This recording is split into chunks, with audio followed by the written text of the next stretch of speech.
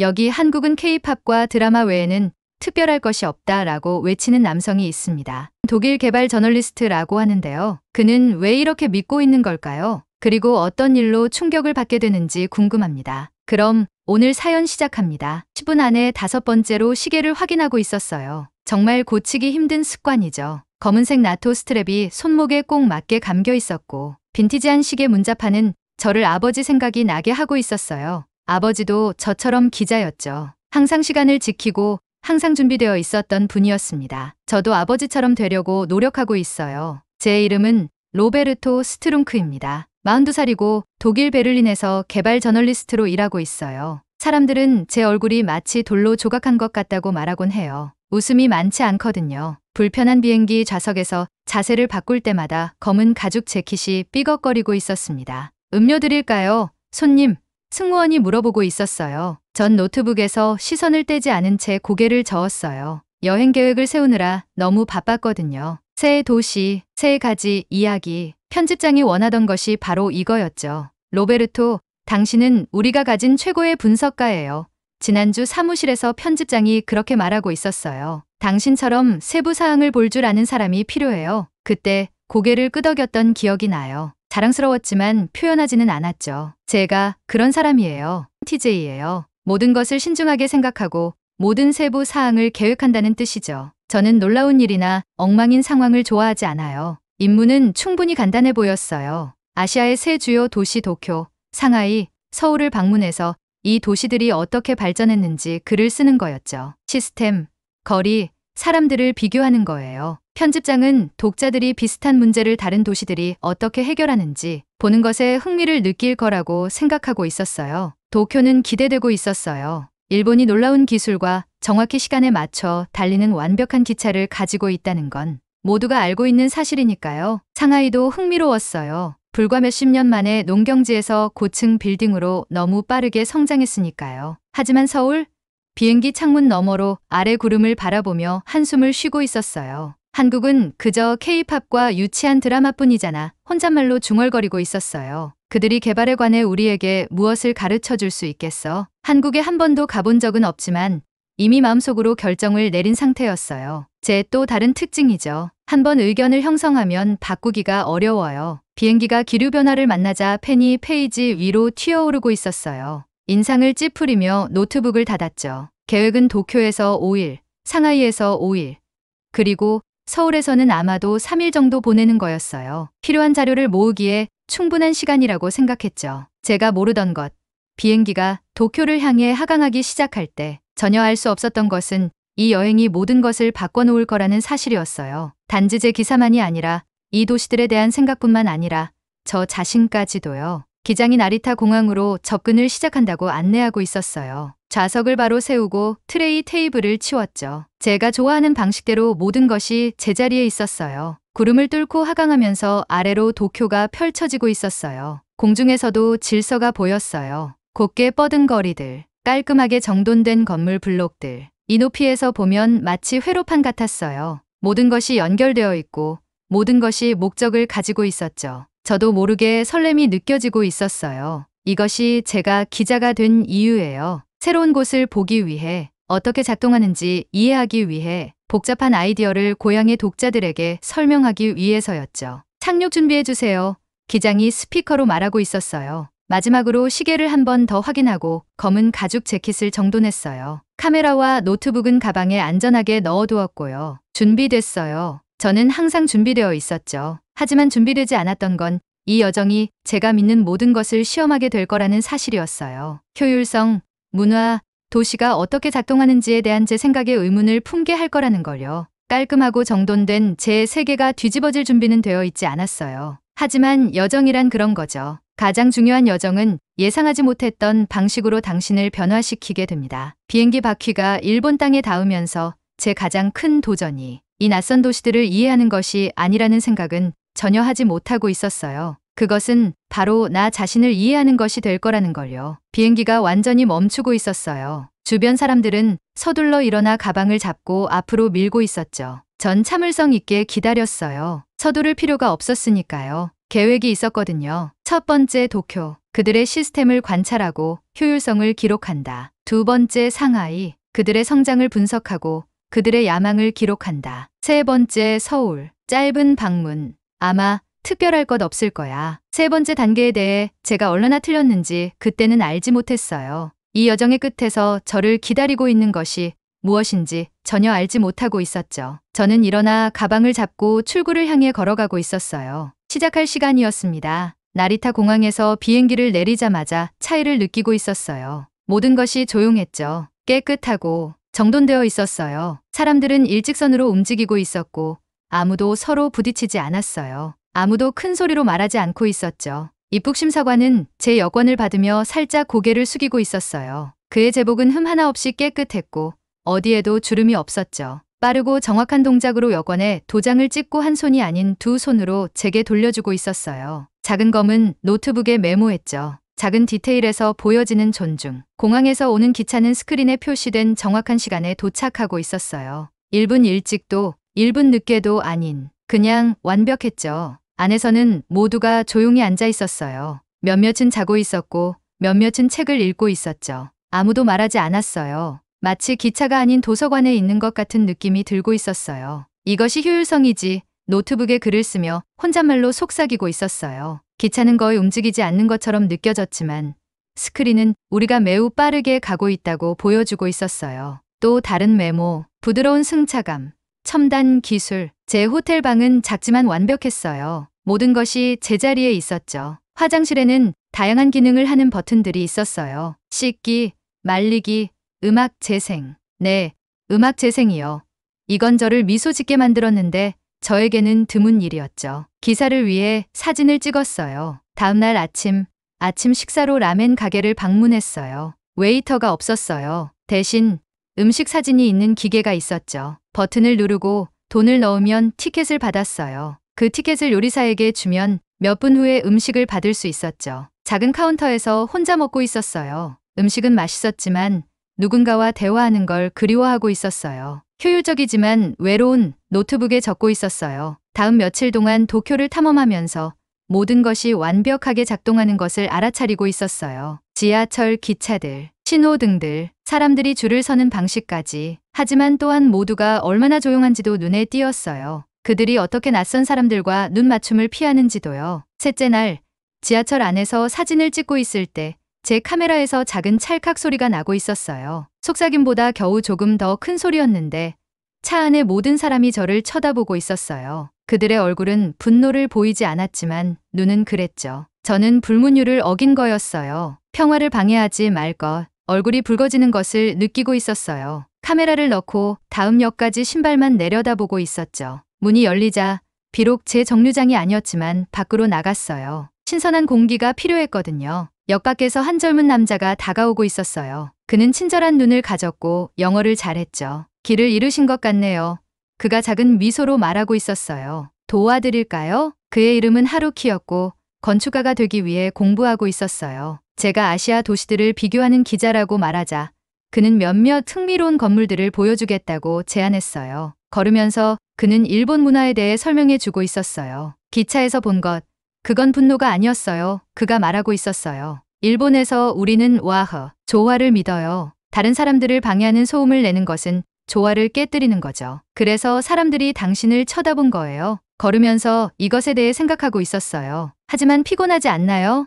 제가 물었어요. 항상 자신보다 다른 사람들을 먼저 생각하는 게요. 하루키가 미소를 짓고 있었어요. 매일 이를 닦는 것이 피곤한가요?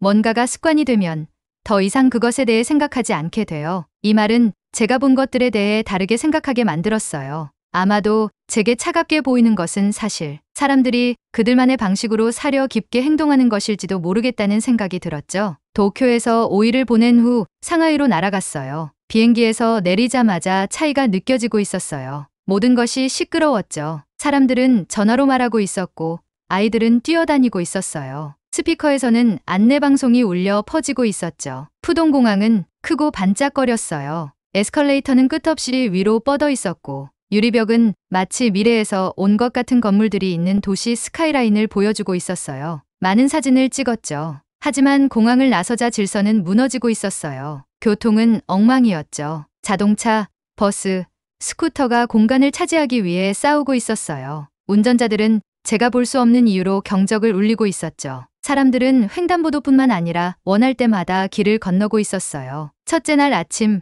유명한 외탄 수변가를 보기 위해 지하철을 타기로 했어요. 수백 명의 다른 사람들과 함께 플랫폼에서 기다리고 있었죠. 기차가 도착하자 모든 사람이 한꺼번에 앞으로 밀고 있었어요. 저는 키가 크고 강했지만 군중에 의해 뒤로 밀려나고 있었어요. 이건 미쳤군. 기차 안으로 밀려 들어가며 큰 소리로 말하고 있었어요. 숨 쉴 공간이 거의 없었죠. 이건 보통이에요. 옆에서 목소리가 들리고 있었어요. 고개를 돌려보니 짧은 검은 머리와 날카로운 눈을 가진 남자가 보였어요. 그는 완벽한 영어를 구사하고 있었죠. 상하이가 처음이신가 봐요. 나중에 작은 식당에서 점심을 먹으며 그는 자신을 양 웨이중 도시계획연구원이라고 소개했어요. 그는 독일에서 공부했기 때문에 우리는 독일어로 조금 대화를 나누고 있었죠. 도쿄에서 오셨지요?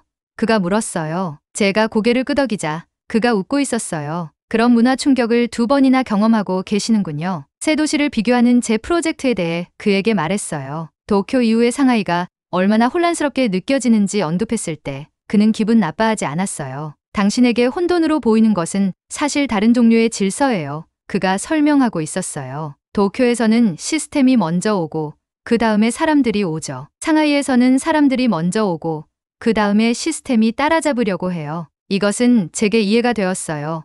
특히 외탄 근처의 공중 화장실을 방문했을 때 칸막이에 문이 없고 화장지도 없다는 걸 발견했을 때요. 호텔 방으로 돌아와서 두 도시가 얼마나 다르게 느껴지는지에 대해 글을 쓰고 있었어요. 상하이에서의 마지막 날, 한 택시 기사가 정상 가격의 3배를 요구하고 있었어요. 스위스 기자 친구에게 배운 문구를 사용해 그와 논쟁했죠. 운전사는 마침내 포기했지만 저는 지치고 좌절감을 느끼며 걸어가고 있었어요. 그날 밤 제 메모를 보면서 궁금했어요. 도쿄의 완벽하지만 차가운 효율성과 상하이의 활기차지만 혼란스러운 인간미 사이에 중간 지점이 있을까 의심스러웠죠. 하지만 마지막 목적지를 위해 짐을 싸면서 서울이 제게 무엇을 보여줄지 궁금해지고 있었어요. 제 노트북은 이미 관찰 내용으로 채워지고 있었어요. 도쿄 완벽한 시스템. 하지만 기쁨은 어디에? 상하이 생명력으로 가득하지만 질서는 어디에? 한국에서는 무엇을 발견할까요?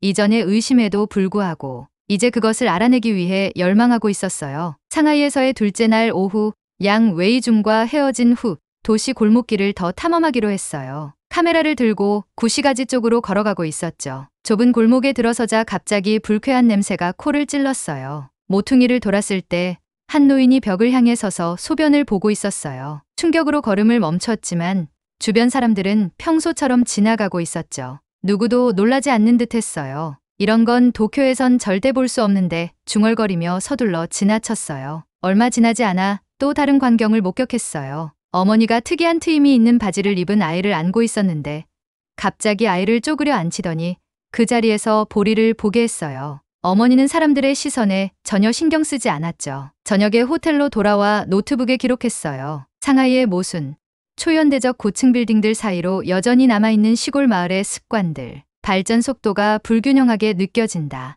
인프라는 빠르게 변했지만 사람들의 행동은 그렇지 않다. 다음 날 아침 이 현상에 대해 택시 기사에게 물어봤어요. 그는 간단히 대답했죠. 옛날엔 화장실이 많지 않았어요. 습관은 쉽게 바뀌지 않아요. 그 순간 깨달았어요. 도시를 이해하려면 그거 모습뿐만 아니라 사람들의 역사와 습관까지도 봐야 한다는 것을요. 그날 아침 일찍 배에 나비가 날아다니는 듯한 설렘을 느끼며 일어났어요. 드디어 오늘이 그날이었죠. 몇 주 동안 계획하고 준비한 끝에 마침내 할머니 집 뒤에 있는 오래된 숲을 탐험하러 갈 수 있게 됐어요. 친구들은 계속 거기엔 특별한 게 없다고 말하고 있었지만 그들이 틀렸다는 느낌이 들고 있었어요. 배낭을 꾸리고 있을 때 태양은 막 언덕 너머로 올라오기 시작하고 있었어요. 물병, 종이에 쌓인 샌드위치, 연필이 달린 작은 노트북, 그리고 지난 여름에 할아버지가 주신 오래된 나침반을 넣었어요. 햇볕을 가리기 위해 파란 모자도 챙겼죠. 어두워지기 전에 돌아오렴 문을 나서려는 저를 향해 엄마가 외치고 있었어요. 그리고 길에서 벗어나지 마. 약속했지만 속으로는 길이 없는 곳을 발견하길 바라고 있었어요. 채소밭을 지나 숲으로 이어지는 나무 문을 통과하자 아침 공기가 시원하고 상쾌하게 느껴지고 있었어요. 새 노래가 공기를 채우고 있었고 가지 사이의 거미줄에는 이슬이 반짝이고 있었죠. 마치 다른 세계로 들어서는 것 같았어요. 약 20분 동안 주요 흙길을 따라 걸었어요. 더 깊이 들어갈수록 나무들은 더 높아지고 더 가깝게 모여 있었죠. 햇빛이 나무집 사이로 걸러져 숲 바닥에 금빛 패턴을 만들고 있었어요. 이끼와 흙 냄새가 코를 가득 채우고 있었죠. 이것은 휴가 때 평소처럼 실내에서 비디오 게임을 하는 것보다 훨씬 좋았어요. 팔을 쭉 뻗은 만큼 넓은 둥치를 가진 큰 참나무에 도착했을 때 멈췄어요. 할머니가 그려주신 지도에 따르면 여기가 주요 길이 끝나는 지점이었죠. 여기서부터는 제 길을 찾아야 했어요. 깊게 숨을 들이쉬고 나침반을 보았어요. 할머니는 북동쪽 어딘가에 오래된 돌 우물이 있다고 언급하셨었죠. 그곳을 제 첫 목적지로 정했어요. 길을 벗어나 걷는 것은 이상하면서도 흥미진진하게 느껴지고 있었어요. 여기 땅은 더 부드러웠고 발 아래서 바스락거리는 낙엽으로 덮여 있었죠. 고사리가 제 다리에 스치며 청바지에 작은 물방울을 남기고 있었어요. 낮은 가지 아래로 몸을 숙이고 쓰러진 통나무를 넘어야 했죠. 한 다람쥐가 나뭇가지에서 호기심 있게 저를 지켜보다가 제가 너무 가까이 다가가자 재빨리 도망치고 있었어요. 몇 분마다 나침반을 확인하며 약 1시간 동안 조심스럽게 걸은 후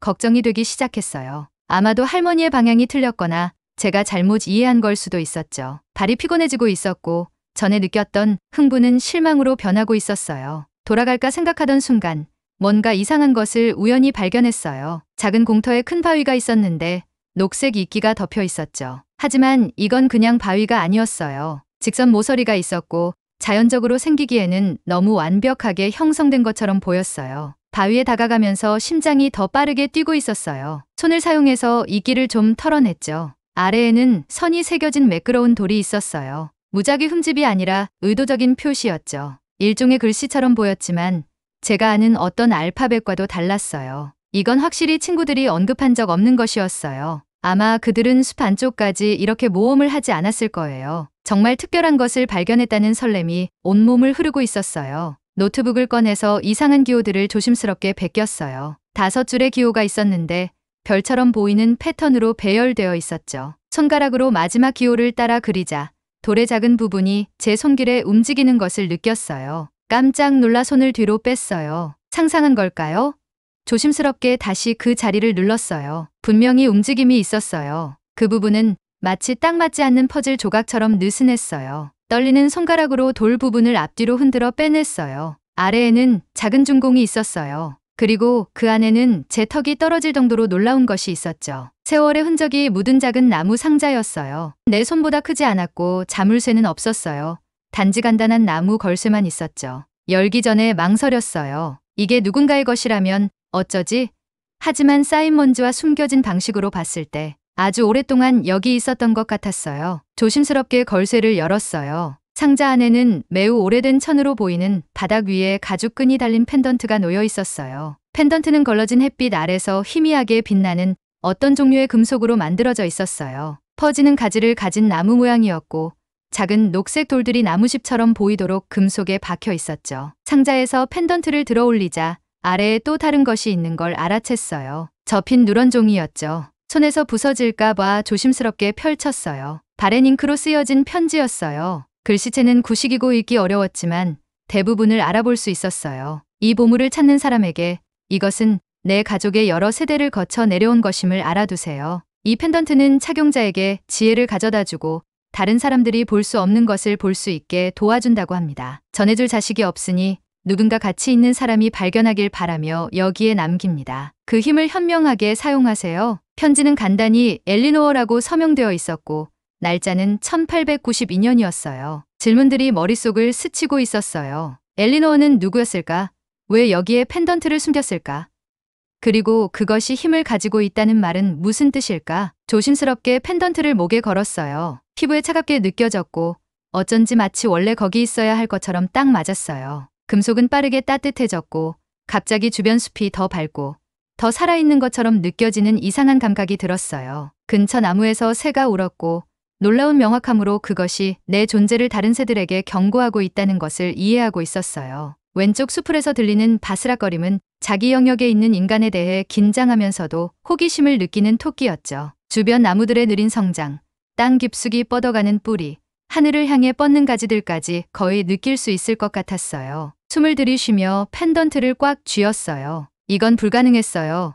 사람들은 동물 소리를 이해하거나 그런 것들을 감지할 수 없는데, 그런데도 나머지 하루는 발견의 흐릿한 기억으로 지나갔어요. 목에 펜던트를 걸고 있으니 숲이 상상도 못했던 비밀들을 드러내고 있었어요. 이끼 낀 바위 사이에서 솟아나는 숨겨진 샘을 찾았고, 너무 잘 위장되어 있어서 전에는 그냥 지나쳤을 3마리 사슴도 발견했어요. 심지어 땅에 반쯤 묻힌 오래된 돌 기초도 발견했는데, 아마도 엘리노어의 집 흔적일까요? 해가 서서히 하늘 아래로 내려가기 시작했을 때 마지못해 할머니 집으로 돌아섰어요. 어두워지기 전에 집에 돌아가겠다고 약속했고, 엄마가 걱정하게 하고 싶지 않았으니까요. 하지만 내일, 그리고 그 다음 날에도 돌아올 것이라는 걸 알고 있었어요. 퇴는 공유할 비밀이 훨씬 더 많았고, 이제 그것들을 이해할 수 있는 열쇠를 가지고 있었어요. 가슴에 따뜻하게 얹힌 펜던트를 느끼며 집으로 걸어가면서 내 발견에 대해 누구에게 말해야 할지 궁금했어요. 그들이 믿어줄까?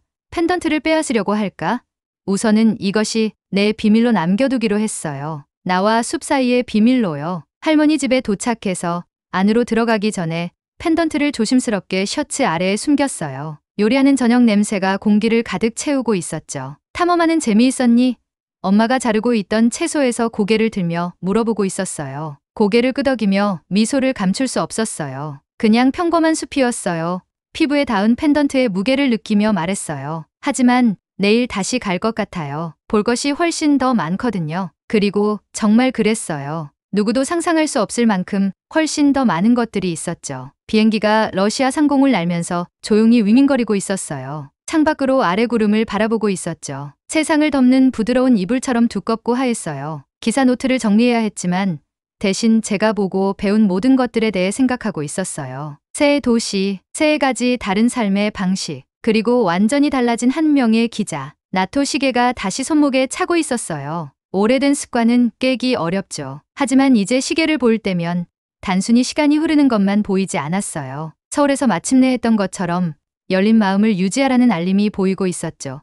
승무원이 커피 한 잔을 가져다 주고 있었어요. 작은 미소와 함께 감사를 표했죠. 2주 전이었다면 노트북에서 고개를 들지 않았을 거예요. 작은 변화지만 중요하게 느껴지고 있었어요. 노트북을 열고 메모를 정리하기 시작했어요. 원래 계획은 인프라, 시스템, 효율성에 대해 글을 쓰는 것이었죠. 텍스트를 나눠주는 몇 장의 사진과 함께 차갑고 딱딱한 사실들. 전형적인 로베르토 스트룽크 분석이었죠. 하지만 이제 새로운 제목을 타이핑하면서 손가락이 키보드 위에서 머뭇거리고 있었어요. 마음과 시스템 새 아시아 도시가 균형에 대해 우리에게 가르쳐주는 것. 단어들이 다르게 흘러나오고 있었어요. 도쿄의 완벽한 기차와 깨끗한 거리에 대해 쓰면서도 북적이는 장소의 침묵과 사람들로 가득 찬 라멘 가게에서 느낀 외로움에 대해서도 적고 있었죠. 상하이의 에너지와 야망, 놀라운 고층 빌딩들과 그곳에서는 무엇이든 가능하다는 느낌에 대해 쓰고 있었어요. 하지만 밀어붙이는 군중과 저를 속이려 했던 택시 기사에 대해서도 설명하고 있었죠. 그리고 서울에 대해 쓰고 있었어요. 기술과 예술이 만나는 공항에 대해, 자신의 도시 이야기를 들려준 택시 기사에 대해,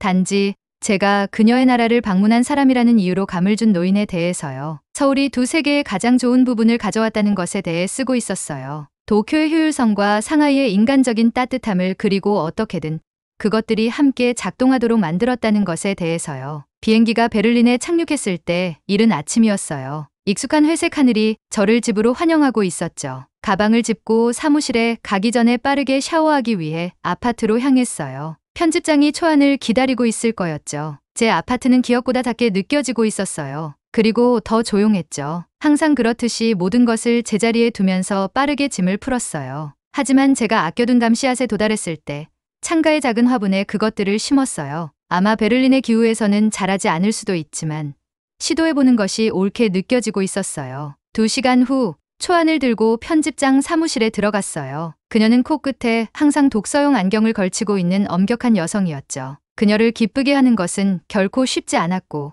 그래서 저는 그녀를 존중하고 있었어요. 그래, 로베르토, 그녀가 종이를 받으며 말하고 있었어요. 뭘 발견했는지 말해봐. 망설였어요. 어떻게 기사 자료보다 더 많은 것을 발견했다고 설명할 수 있을까요? 새로운 보는 방식을 발견했다는 것을요. 제가 틀렸다는 것을 발견했어요. 간단히 말했어요. 그녀가 눈썹을 치켜 올리고 있었어요. 15년 동안 함께 일하면서 그녀는 제가 이런 말을 하는 것을 들어본 적이 없었죠. 서울이 어떻게 저를 놀라게 했는지 설명했어요. 특별한 것을 기대하지 않고 갔다가 대신 놀라운 것을 발견했다는 것을요. 제 자신의 편견이 어떻게 중요한 이야기를 놓칠 뻔했는지에 대해서요. 그녀는 제 초안의 첫 페이지를 읽은 다음 놀란 눈으로 저를 바라보고 있었어요. 로베르토답지 않네요. 그녀가 말하고 있었어요.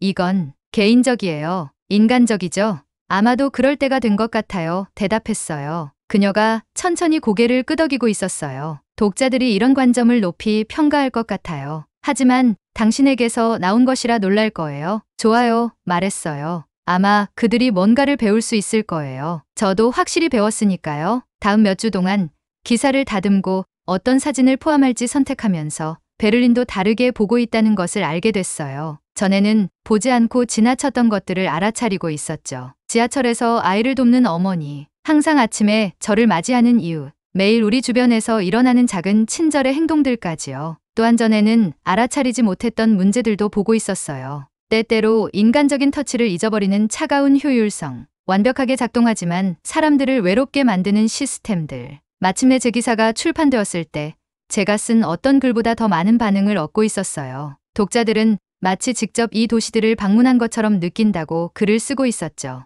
어떤 이들은 이전에는 방문을 고려해 본 적 없는 도시인 서울에 대해 이제 호기심이 생겼다고 말하고 있었어요. 편집장이 다시 저를 사무실로 불렀어요. 사람들이 이런 류의 기사를 더 원하고 있어요. 그녀가 말하고 있었어요. 관심 있나요? 생각해 봤어요. 전에 가졌던 편안한 일상에 대해, 여정이 제게 준 새로운 보는 방식에 대해, 모든 가능성을 거스르며 싹을 틔우기 시작한 창가의 감 씨앗에 대해서요. 네, 말했어요. 하지만 뭔가 다른 것을 하고 싶어요. 새로운 눈으로 우리 도시를 보고 싶어요. 베를린은 서울에서 무엇을 배울 수 있을까요? 그녀가 미소 짓고 있었어요. 당신이 그렇게 말할 거라고 기대하고 있었어요. 그날 저녁 집으로 걸어가면서 노인 여성이 식료품을 계단 위로 옮기는 것을 돕기 위해 멈춰 섰어요. 작은 일이었죠. 전에는 하지 않았을 수도 있는 일이요. 하지만 이제 도시는 단지 건물과 도로와 시스템으로만 이루어진 것이 아니라는 것을 이해하고 있었어요. 그것들은 사람들과 그들이 서로를 대하는 방식으로 만들어지고 있는 거였죠. 제 시계는 저녁 시간을 가리키고 있었어요. 하지만 처음으로